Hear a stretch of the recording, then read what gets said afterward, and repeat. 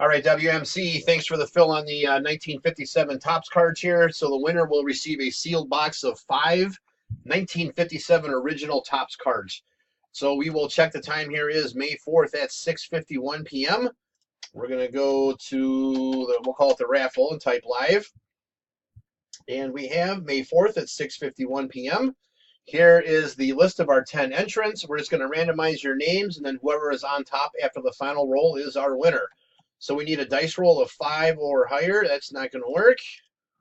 7 times. All right, here we go. Good luck. 1, 2, 3, 4, 5, 6. Last and final. Here we go. Good luck.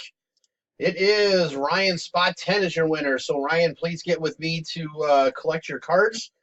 There's our verification code. Our timestamp, once again, May 4th at 6:51 p.m. That's it, guys. Thanks.